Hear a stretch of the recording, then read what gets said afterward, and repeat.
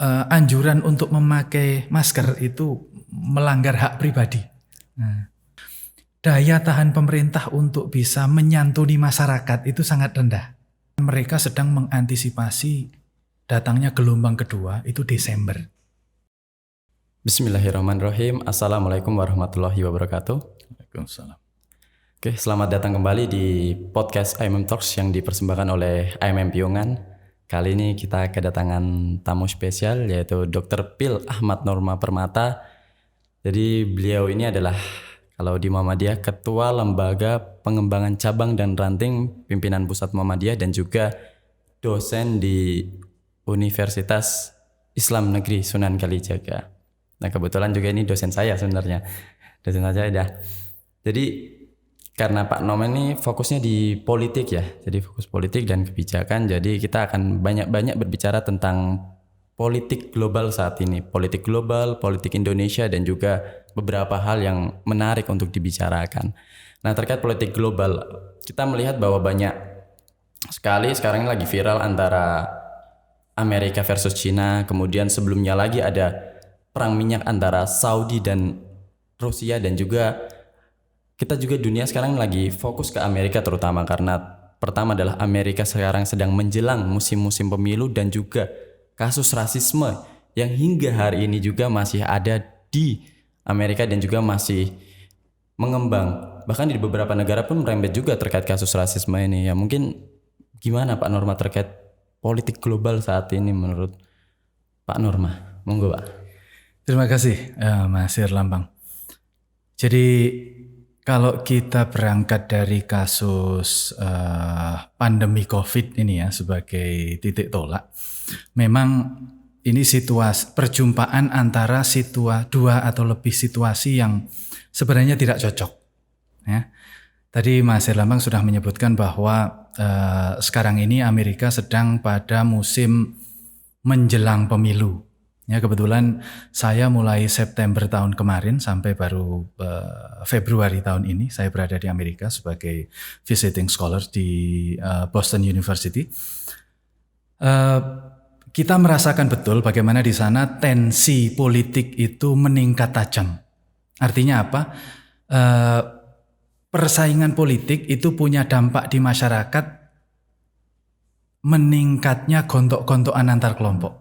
Sentimen antar kelompok. Jadi yang namanya kalau dalam istilah kita cebong dan kampret ya itu cebong dan kampret Amerika itu juga sangat ganas, sangat marak antara pendukung Partai Demokrat, pendukung Partai Republik yang sekarang berkuasa di bawah pimpinan Presiden Donald Trump dengan Partai Demokrat yang sekarang sedang berusaha mengambil alih kekuasaan, berusaha supaya Presiden Donald Trump tidak terpilih kembali.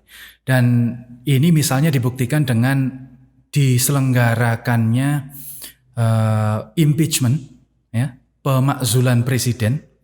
Bulan apa ya? Akhir tahun 2019, November atau Desember. Saya waktu itu mengikuti setiap hari di siaran TV dan sangat seru pertarungan antar kedua politik tersebut dan terbawa kepada pertarungan di masyarakat. Jadi yang pertama kondisi di Amerika adalah meningkatnya ketegangan politik.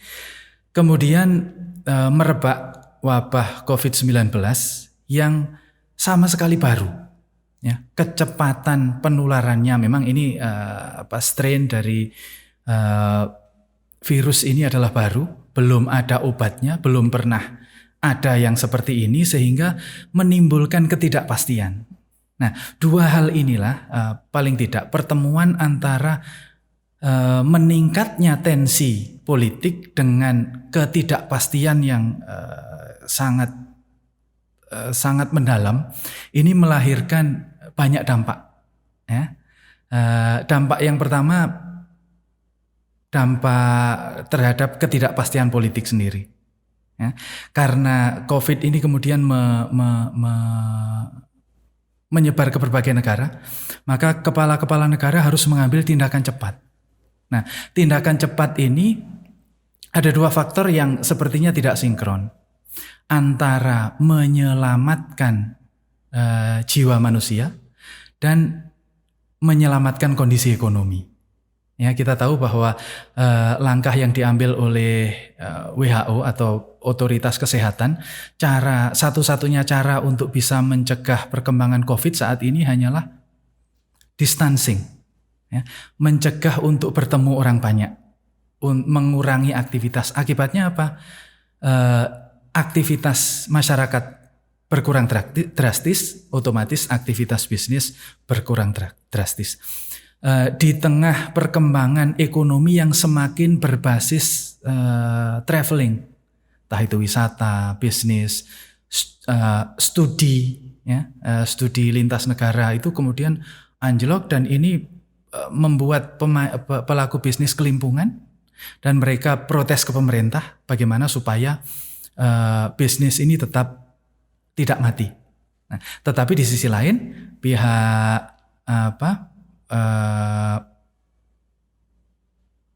medis, ya, pihak medis itu menekankan bahwa ya aktivitas fisik harus dikurangi, interaksi harus dikurangi. Nah, ini dari sisi situasi di Amerika yang kemudian berpengaruh atau terjadi pola yang sama, hampir sama di berbagai negara. Ya, kalau ini Amerika versus Cina. Oke. Nah, ini yang menarik karena situasi kekacauan tersebut pertama juga terjadi di Cina, ya, meskipun porsinya sangat minim karena di sana negaranya negara totaliter, pemerintah punya partai politik, partai komunis punya kekuasaan nyaris mutlak terhadap media, terhadap penyebaran informasi, terhadap pergerakan orang, sehingga begitu kasus pertama meletus di Wuhan, terjadi krisis sebentar lalu bisa di lockdown satu kota. Nah, kalau terkait hubungan Amerika dan Cina, sebenarnya mereka sudah punya persoalan agak lama, ya, terkait apa yang kita kenal sebagai perang dagang. Ini awalnya kira-kira adalah kemarahan pihak Amerika terhadap perilaku bisnis agen-agen Cina, perusahaan-perusahaan Cina yang dianggap atau dituduh mencuri hak paten, mencuri teknologi dari Amerika dibawa ke Cina. Dilakukan oleh perusahaan-perusahaan swasta, tetapi menurut pihak intelijen Amerika di backup oleh aparat militer dan intelijen Cina. Nah, karena kemarahan tersebut, Amerika punya daftarnya, ini yang dicuri oleh perusahaan ini perusahaan ini. Mereka meminta itu dikembalikan dan ganti rugi. Nah, ketika tentu saja pihak Cina tidak mengakui itu, maka Presiden Donald Trump memberlakukan tarif bea masuk untuk barang-barang impor dari Cina. Padahal barang impor dari Cina itu banyak sekali, ya, ke Amerika. Ini menimbulkan persoalan tersendiri, baik bagi produsen di Cina maupun juga konsumen di Amerika. Tetapi intinya adalah pemerintah Amerika ingin menghukum pemerintah Cina karena keterlibatannya di dalam pencurian copyright perdagangan. Ini kemudian ketika Amerika memasang bea masuk, Cina juga memasang bea masuk, sehingga perdagangan menjadi semakin tinggi biayanya. Berarti semakin menguat, sekarang juga semakin menguat karena corona. Iya. Nah, situasi perang dagang tersebut kemudian dibumbui dengan wabah corona yang tiba-tiba meledak tanpa pernah ada pengalaman sebelumnya. Dan ini sepertinya Presiden Trump ini karakternya agak tidak terlalu berpihak kepada medis, ya, kalau saya melihatnya. Karena kalau berpihak kepada medis, posisi pemerintah itu sangat tertekan. Jangan bergerak kemana-mana, jangan melakukan ini, jangan melakukan itu. Posisi pemerintah itu tertekan. Menjelang pemilu dia tidak boleh tertekan, dia harus menekan, ya, untuk mempertahankan popularitasnya, untuk mempertahankan otoritasnya. Nah, ini maka kebijakan yang dipilih kemudian agresif di satu sisi pada pengelolaan secara domestik. Mereka pemerintah Amerika itu cenderung meremehkan pemerintah pusat, ya, karena kalau di Amerika yang disebut dengan pemerintah itu ada dua, ada pemerintah pusat, pemerintah federal, lalu ada pemerintah negara bagian yang masing-masing punya kebijakan masing-masing. Makanya kalau di Amerika kemarin saat ini ada negara-negara bagian yang memberlakukan pembatasan, ada yang tidak. Tetapi pemerintah pusat itu secara umum cenderung menganggap COVID ini tidak terlalu serius atau mendorong masyarakat jangan terlalu takut, jangan terlalu apa. Bahkan sampai-sampai di sana ada masyarakat yang demo menganggap anjuran untuk memakai masker itu melanggar hak pribadi. Nah, itu karena mereka memang tidak percaya dengan wabah ini. Nah, kembali lagi tadi ya, perseteruan antara Amerika dan Cina, kemudian jadinya adalah COVID ini menjadi minyak baru yang semakin membakar. Nah, kita dengar beberapa waktu yang lalu petinggi-petinggi Kementerian Luar Negeri, di mana di bawahnya ada pertahanan, kemudian intelijen Amerika, menganggap bahwa pemerintah Cina harus bertanggung jawab terhadap penyebaran COVID ini. Pada awal-awalnya mereka menyebutnya COVID-19 yang berasal dari Cina. Jadi begitu menyebut kata COVID-19 mereka dilanjutkan dengan ungkapan yang berasal dari Cina.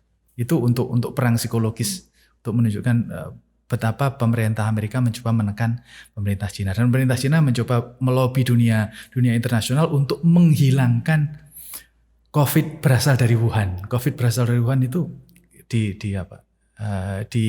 diusahakan oleh pemerintah Cina, terutama yang terkait dengan dokumen-dokumen resmi baik milik WHO maupun negara-negara yang lain itu supaya dihilangkan. Jadi nisbat COVID ke Cina itu dihilangkan. Padahal negara-negara lain juga ada yang memproduksi COVID selain Wuhan. Maksudnya kayak kan tadi kita sebelumnya Pak Nurma bahwa ada 5 jenis COVID yang berbeda-beda itu. Gini. Coronavirus ini kalau menurut keterangan para dokter ya adalah makhluk bersel tunggal, jadi hanya satu sel yang sangat kecil sekaligus sangat mudah beradaptasi dengan lingkungan dan menjadi berbeda, menyesuaikan dengan lingkungan. Mutasinya sangat gampang. Yang tadi saya ceritakan adalah menurut keterangan para dokter COVID atau virus corona yang ada di Indonesia itu ternyata punya 5 karakteristik atau ada 5 jenis berdasarkan tempat asalnya. Kalau leluhurnya memang ada di Wuhan. Tapi dari Wuhan kemudian menyebar ke Amerika, menyebar ke Jepang, menyebar ke Eropa, menyebar ke Australia. Nah, virus-virus yang menyebar ini kemudian berinteraksi dengan virus lokal, berinteraksi dengan situasi lokal yang kemudian menjadi berwarna lokal. Sehingga ketika mereka pada akhirnya datang ke Indonesia, sama-sama virus corona, tetapi yang dari Cina, yang dari Amerika, yang dari Australia, yang dari Eropa, yang dari Jepang, menurut para dokter, itu karakternya berbeda, modelnya berbeda, meskipun sama-sama, sehingga gejalanya itu berbeda-beda. Itu maksudnya itu, bahwa yang datang dari Eropa gejalanya begini kalau kena COVID, yang dari Amerika gejalanya begini. Itu karena masing-masing virus sudah berinteraksi dengan tempat di mana mereka berada, menyesuaikan diri. Berarti perlu penanganan yang berbeda-beda, terutama di Indonesia ini. Iya. Makanya kemarin ketika ada satu rapat di Muhammadiyah COVID Command Center, kita mendatangkan profesor dari UGM. Beliau mengatakan satu hal yang harus kita garis bawahi, saat ini tidak ada ahli COVID. Jadi kita ini semua masih dalam proses belajar. Oleh karena itu tidak ada acuan yang pasti bahwa ini begini, itu begitu, ini harus begini, ini pasti begitu. Itu semuanya masih dalam tahap yang sangat dini. Dan dulu dokter-dokter yang pada awalnya menggunakan panduan dari Wuhan karena dianggap Wuhan sudah bisa menyelesaikan, ternyata virus yang berasal dari tempat lain karakteristiknya berbeda, sehingga membutuhkan respon yang juga berbeda. Oh ya, kembali lagi ke Cina versus Amerika. Ini apakah ini kan banyak juga yang bertanya-tanya, ini Indonesia nanti berpihak kemana? Kemudian nanti pengaruhnya ini apa ini ke Indonesia antara Cina versus Amerika? Iya. Memang sekarang ini bisa dikatakan kiblat politik dunia ya, itu ada 2 itu. Meskipun sebenarnya juga tidak. Lalu Indonesia berada di mana. Nah ini yang sayangnya kita belum bisa melihat indikasi yang jelas pada tingkat tertentu karena sebelumnya memang pemerintah Indonesia banyak menerima investasi ekonomi dari Cina. Ada hubungan yang sudah cukup dekat terkait dengan dagang, terkait dengan industri, sehingga seolah-olah kita lebih banyak mengarah ke Cina.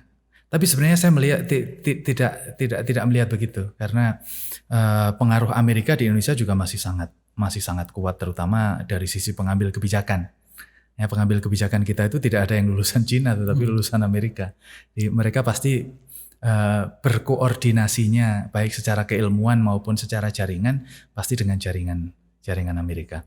Dan kalau kita meniru model kebijakan itu ya secara formal pasti akan lebih mudah menirunya model ke Amerika karena Amerika modelnya demokrasi, ya kan? Misalnya media dibebaskan untuk berkomentar meskipun ada sekelompok pihak dari pemerintah yang tampaknya agak kerepotan dengan media. Karena media menyebarkan berita-berita bukan hanya yang informatif tapi juga yang provokatif sehingga masyarakat sikapnya menjadi berbeda-beda, pemerintah merasa kesulitan untuk mengeluarkan kebijakan. Setiap kebijakan diprotes, setiap kebijakan dilawan, setiap pernyataan pemerintah selalu mendapatkan counter. Nah, sehingga ada yang mengatakan kalau kita bisa meniru Cina, minimal meniru Vietnam, itu situasinya akan lebih baik. Tetapi juga tidak. Saya juga tidak percaya seperti itu. Menurut saya kalau aturannya itu baik ya, dan ditegakkan dengan baik, itu saya kira masyarakat akan punya nurani kolektif. Ya. Masalah di kita adalah pemerintah sendiri terutama terkait dengan COVID itu banyak menutup-nutupi data. Ya, datanya tidak transparan. Kemudian di awal-awal terutama banyak pernyataan yang simpang siur sesama pemerintah, baik sesama petinggi pemerintah pusat maupun antara pemerintah pusat dan pemerintah daerah itu pernyataannya sering berbeda-beda. Jadi kalau saya kembali lagi kaitannya dengan ketegangan Amerika dan Cina ini, kita masih setengah-setengah, belum berani mengambil sikap karena setiap upaya mengambil sikap itu pasti ada konsekuensinya. Kalau kita berpihak ke Cina, kita akan dimusuhi oleh Amerika dan jaringannya. Ya. Kalau kita berpihak kepada Amerika, kita juga punya disandra oleh jaringan kita dengan Cina. Jadi, saya melihat pemerintah masih ragu-ragu juga. Berarti memang bingung sekali ya ini posisi pemerintah antara mau pihak ke sini atau pihak ke sini. Dan juga menurut Pak Norma ini kan tadi katakan bahwa memang pemerintah tuh awal-awal kebijakan melawan corona itu agak simpang siur dan juga malah tidak tegas. Banyak yang melihat seperti itu. Itu menurut Pak Norma gimana sih kebijakan pemerintah terhadap corona? Menurut saya bahwa ini memang pemerintah tidak jelas ini dalam menangani corona. Ya, pertama yang harus kita pahami adalah kita harus maklum ya. Jangankan pemerintah Indonesia, pemerintah negara-negara maju seperti Inggris. Inggris itu bahkan Perdana Menterinya sempat kena. Kan? Boris Johnson itu. Kemudian hanya negara-negara yang punya tradisi ilmu pengetahuan itu sebagai budaya itu baru pemerintahnya lebih mudah. Jerman, Jepang, Korea, ya, masyarakat-masyarakat yang punya kedisiplinan tinggi, masyarakat-masyarakat yang punya apresiasi terhadap ilmu pengetahuan yang tinggi, itu pemerintahnya lebih mudah mendisiplinkan masyarakat. Tapi masyarakat negara-negara liberal ya seperti Amerika, Inggris itu juga kesulitan, apalagi di Indonesia. Ya. Faktornya adalah pertama, COVID ini sendiri belum jelas seperti apa, sehingga pemerintah pasti akan meraba-raba. Kemudian yang kedua, daya tahan ekonomi kita. Nah, rekomendasi yang dikeluarkan oleh WHO adalah distancing. Nah, begitu distancing atau lockdown atau self quarantine itu akan mengurangi aktivitas ekonomi. Jadi kalau kita ke tempat-tempat wisata yang biasanya ramai kemudian sepi, dan itu mempengaruhi situasi ekonomi masyarakat. Daya tahan pemerintah untuk bisa menyantuni masyarakat itu sangat rendah, ya, sangat kecil. Kalau masyarakat itu benar-benar di lockdown tanpa aktivitas ekonomi, mungkin hanya hitungan bulan.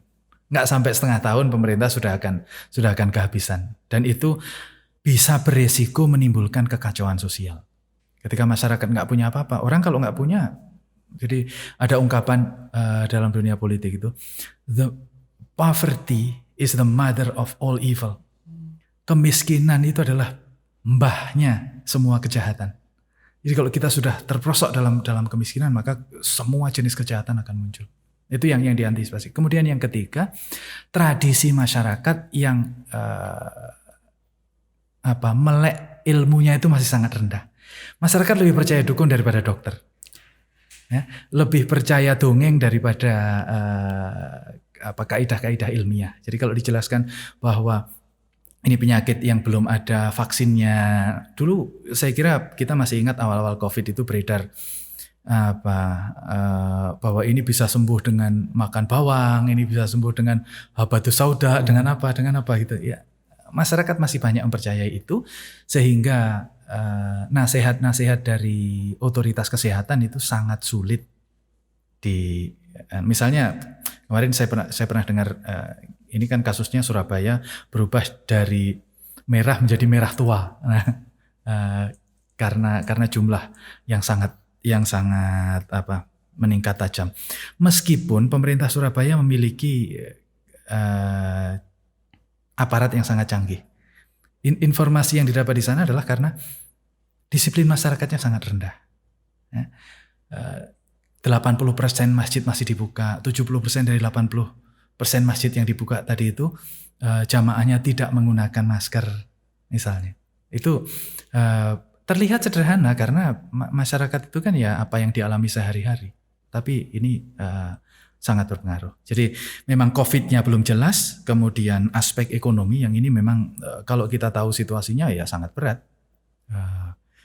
Dampaknya juga besar. Lalu yang ketiga, disiplin masyarakat terkait dengan ilmu pengetahuan itu masih sangat rendah. Ini yang membuat siapapun pengambil kebijakan pasti akan kebingungan. Tapi sebenarnya tugas pemerintah adalah mengambil keputusan, ya, dan kita sebagai rakyat ya harus meminta supaya pemerintah jelas. Ya kalau mumet ya memang pemerintah itu tugasnya mumet karena mereka dibayar untuk mumet. Ya kalau pemerintah nggak mau bingung, nggak mau susah ya jangan jadi pemerintah. Oh iya, tadi kan yang terakhir adalah masyarakat Indonesia ya, terutama terhadap ilmu pengetahuan agak kurang ya, termasuk apalagi kita tahu bahwa budaya literasi kita termasuk rendah seperti itu. Nah, apalagi akhir-akhir ini malah dari awal udah banyak teori konspirasi ataupun hal-hal mistis di masyarakat. Itu bagaimana Pak Nur memandang antara masyarakat Indonesia dengan sebelumnya ada hal-hal mistis seperti Pak Gebluk, seperti akan datangnya itu, kemudian dan juga teori konspirasi. Nah ini masyarakat perlu tahu kan teori konspirasi itu seperti apa sih sebenarnya? Oke, memang ini yang akhir-akhir ini marak ya, terutama di media sosial. Bagaimana muncul banyak teori konspirasi yang ada yang mengatakan itu sangat berbahaya, ada yang mengatakan ya nggak berbahaya meskipun tidak baik, ada yang mengatakan ada manfaatnya. Ya. Pertama perlu kita pahami teori konspirasi itu apa. Jadi teori konspirasi adalah sebuah keyakinan bahwa suatu peristiwa atau suatu kejadian di balik sebuah kejadian besar ada kelompok tertentu atau ada orang tertentu yang punya niat tidak baik, yang punya niat jelek. Contoh misalnya COVID ini ya, ini kan banyak diskusi beredar di media sosial yang mengatakan bahwa ini adalah kesengajaan pihak tertentu. Ada yang mengatakan ini kesengajaan pemerintah Cina yang menyebarkan virus ini sebagai perang biologis, biological warfare.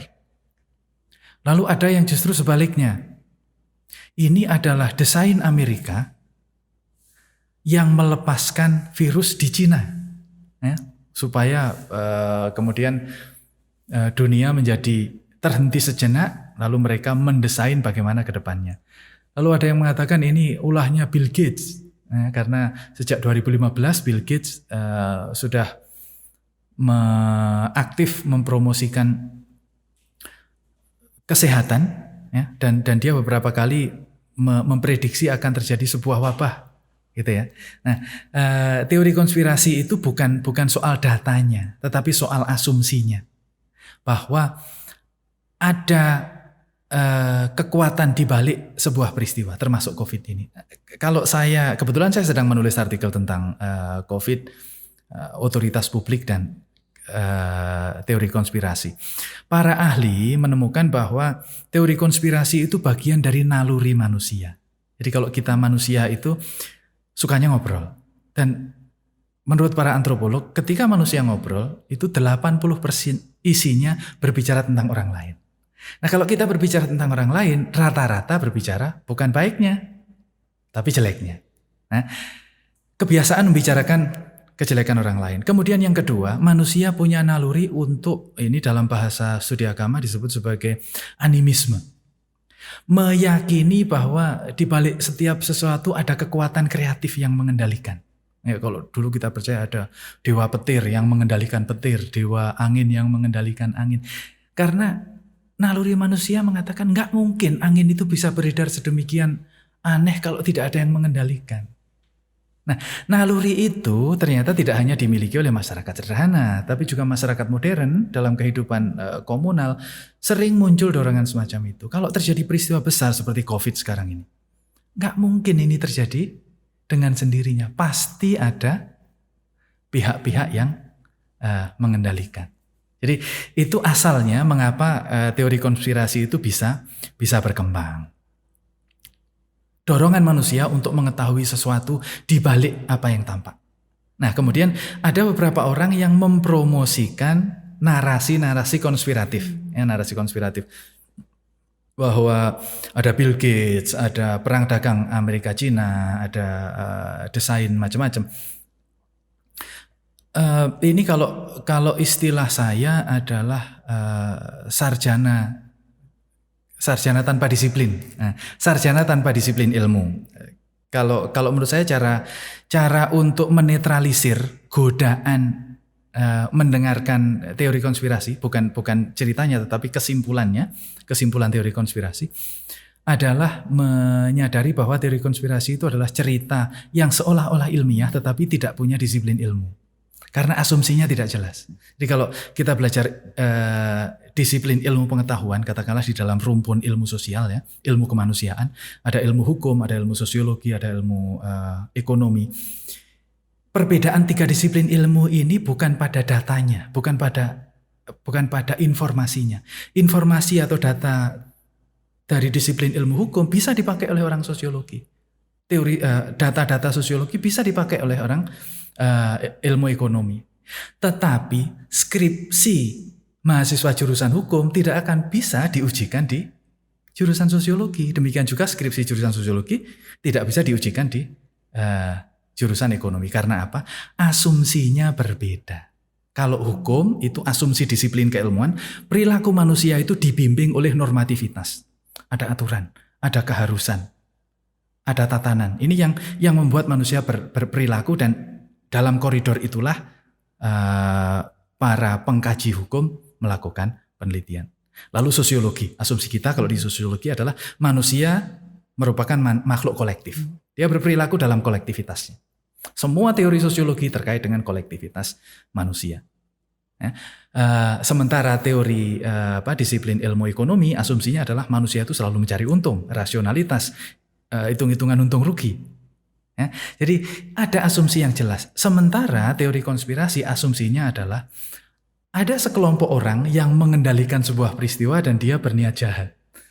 Ini yang asumsi di awal ini yang nanti dijadikan sebagai penarik kesimpulan. Kalau dalam sebuah penelitian, teori itu kan fungsinya untuk menganalisis data. Nah, teorinya ini yang konspiratif, bukan datanya.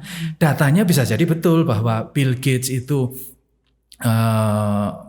memperingatkan akan terjadi wabah, atau Amerika sedang berperang dengan dagang dengan Cina, perang politik dengan Cina, bahwa di Wuhan ada institut virologi yang memang mengembangkan virus-virus tertentu, itu datanya bisa jadi betul. Tetapi kesimpulan bahwa dunia ini dikendalikan oleh sekelompok orang, apalagi sekelompok orang itu punya niat jahat, itu kelemahannya ada di situ. Jadi kalau kita mendengar teori konspirasi, mari kita nikmati ya, karena sebagian ahli mengatakan bahwa teori konspirasi pada tingkat tertentu punya manfaat, yaitu membangkitkan kesadaran publik tentang isu tertentu. Jadi ketika kita diajak mendengar melihat di YouTube ya banyak teori-teori konspirasi, itu mengingatkan kepada kita bahwa COVID ini sesuatu yang sangat kompleks, bahwa pemerintah itu seperti harus lebih transparan dan lain sebagainya. Tapi bahwa kesimpulan COVID ini adalah permainan kelompok-kelompok tertentu, itu saya kira tidak ilmiah asumsinya. Berarti corona itu atau COVID ini bukan konspirasi ya? Cara pandang yang lebih sehat menurut saya jangan menggunakan teori konspirasi. Teori konspirasi itu kalau menurut kajian para ahli dulunya itu dianggap penyimpangan. Jadi orang-orang yang punya penyakit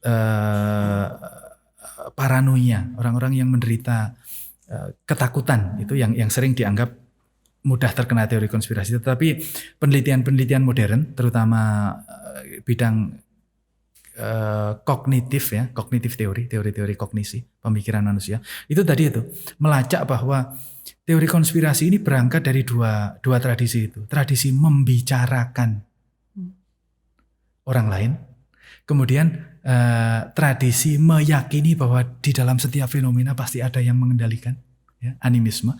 Lalu kalau di dalam penelitian saya, teori konspirasi itu menyebar ketika negara gagal menegakkan otoritas publik. Ya, artinya otoritas negara sebagai otoritas keilmuan itu gagal untuk mengatakan bahwa ini yang terjadi. Karena mungkin pemerintah informasinya sangat kurang, atau pemerintah ragu-ragu di dalam menyampaikan informasi, atau terjadi simpang siur pernyataan antar agen-agen pemerintah, itu yang akhirnya menjadikan masyarakat tidak yakin, tidak yakin dengan apa yang disampaikan pemerintah, nggak percaya dengan pemerintah. Akhirnya mereka mencari sumber-sumber alternatif, ada sumber-sumber alternatif yang menarik, masuk akal. Nah, itu yang kemudian banyak dilihat. Berarti memang konspirasi gampang sekali ya yang diterima oleh masyarakat. Saat ini masyarakat banyak sekali menerima teori konspirasi. Nah, dan menurut Pak Norma, ya ini kan kita nggak tahu virus ini sampai kapan. Kita belum tahu karena belum ketemu vaksinnya. Nah, ini gimana menurut Pak Norma, gimana masyarakat baik global maupun Indonesia, kalau misalnya virusnya ditemukan, apakah tatanan di dunia ini akan berubah atau sama saja? Yang terakhir saya baca dari otoritas kesehatan Amerika, itu mengatakan mereka sedang mengantisipasi datangnya gelombang kedua itu Desember. Masyarakat yang punya apresiasi terhadap ilmu pengetahuan yang tinggi, itu pemerintahnya lebih mudah mendisiplinkan masyarakat. Nah, dalam situasi semacam ini artinya kita memang masih tidak tahu apa yang terjadi. Di dalam menjalani ini sebenarnya sedang terjadi kerjasama yang cukup menarik antara otoritas kesehatan dengan otoritas tata pemerintahan. Ya. Hanya saja problemnya adalah negara-negara yang politiknya terlalu tidak teratur. Sebenarnya kalau kita mengikuti negara-negara maju yang disiplin, ya tadi saya sebutkan itu, Jepang, kemudian Korea, Jerman, itu kalau pemerintahnya disiplin, kemudian masyarakatnya disiplin, itu memang ekonomi melambat, memang ekonomi menurun. Tetapi peristiwa pelambatan ekonomi atau krisis ekonomi itu reguler terjadi. 2008, 2012 itu resesi dunia terjadi dan itu normal. Tetapi ketika politik tidak terkendali maka menimbulkan kebingungan, membuat masyarakat ragu-ragu dan akhirnya tadi itu termakan teori konspirasi atau berspekulasi seolah-olah ini tidak ada. Nah, kalau itu nanti akan mengkhawatirkan. Sebenarnya kalau pemerintah itu tegas, masyarakatnya disiplin, Ini pasti akan kita lalui dan nanti setelah muncul vaksin mudah-mudahan tahun depan itu situasi pada level kesehatan, kalau menurut saya pada level kesehatan kita bisa balik normal. Artinya imunitas tubuh itu bisa, tetapi aktivitas ekonomi, aktivitas sosial sudah tidak. Perilaku kita ini akan semakin berbasis online. Ya, itu tidak akan bisa mundur. Jadi oleh karena itu mari kita bersiap-siap ya secara mental, secara psikologi, secara batin bahwa kesehatan kita ke depan akan kembali seperti biasa. Bahwa coronavirus sudah tidak lagi menjadi ancaman setelah vaksin ditemukan. Tetapi perilaku ekonomi kita, aktivitas pekerja kita pasti akan lebih banyak online, aktivitas belajar kita juga akan lebih banyak online dan itu akan menjadi pola hidup baru yang akan membawa manfaat tersendiri tetapi juga akan punya dampak tersendiri. Ya. Gejala stres akan lebih tinggi, obesitas akan lebih mudah tumbuh, pergaulan akan semakin berubah dan sebagainya. Berarti memang benar-benar Corona atau COVID-19 benar-benar merubah hidup kita ya seperti itu. Iya. Jadi kalau dalam bahasa sejarah politik, perubahan masyarakat itu ada tiga faktor yang bisa mengubah masyarakat secara cepat dan drastis. 1 bencana alam, 2 perang, 3 wabah. Karena ini terkait dengan naluri manusia mengorganisir diri. Ketika terjadi bencana, maka orang harus mengungsi atau kehilangan tempat tinggal dan mereka harus menata dengan spontan tanpa persiapan. Akhirnya muncul satu pola baru yang kemudian dianggap nyaman dan dilembagakan. Demikian juga perang. Setelah terjadi perang, maka menang atau kalah, kemudian dia berubah, tatanannya berubah. Eropa itu, apalagi Jerman ya, negara-negara yang kalah perang lah, itu memiliki tatanan yang berubah drastis. Demikian juga wabah. Sebenarnya nanti kalau kita membaca atau melihat di YouTube, coba lihat sejarah wabah itu banyak sekali. Ya, sejak awal-awal tahun Masehi itu sudah terjadi banyak sekali wabah dengan yang paling terkenal kan Black Death, maut hitam. Itu zamannya sekitar zamannya Ibnu Khaldun atau Ibnu Taimiyah, zaman itu, yang itu hampir ke seluruh dunia dan memakan korban banyak dan itu mempengaruhi pola hidup. Mungkin itu ya Pak Norma. Oke, jadi para penonton IMM Talks, jadi kita udah dapat banyak hal dari Pak Norma bahwa memang jadi corona itu memang bukan teori konspirasi, walaupun memang ada beberapa masyarakat yang percaya akan hal itu, dan juga ada beberapa pesan-pesan dari Pak Norma bahwa corona atau COVID-19 akan benar-benar merubah, ya pastinya akan merubah tatanan hidup kita, di mana nanti akan hal-hal yang berbau online sudah tidak akan asing lagi dalam kehidupan kita. Dan juga sampai ketemu lagi di podcast-podcast berikutnya. Terima kasih Pak Norma atas waktunya. Wassalamualaikum warahmatullahi wabarakatuh. Waalaikumsalam.